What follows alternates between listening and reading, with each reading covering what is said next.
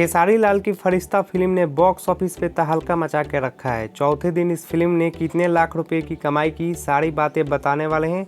सो आप सभी से रिक्वेस्ट है कि वीडियो में अंत तक बने रहिएगा। ये होली खेसारी लाल और मेगा श्री के लिए बेहद ही खास रही। 9 मार्च की उनकी फिल्म एक्शन और ड्रामा से भरपूर फिल्म फरिश्ता बॉक्स ऑफिस पे रिलीज हुई।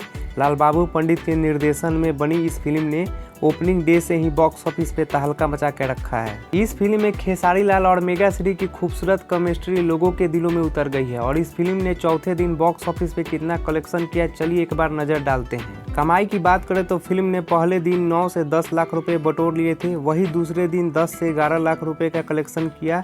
वही तीसरे दिन 11 से 12 लाख रुपए का कलेक्शन किया। चौथे दिन की बात करें तो 13 से 15 लाख रुपए का कलेक्शन किया। इसी के साथ कुल कलेक्शन 50 लाख रुपए का हो गया है। और ये फिल्म बॉक्स ऑफिस पे लगभग कितने करोड़ रुपए की कमाई करेगी, आपको क्या लगता है नीचे कमेंट बॉक्स में जरूर बताइएगा। तो चलिए आप सभी से मिलते हैं नेक्स्ट वीडियो में, तब तक के लिए जय हिंद जय भारत।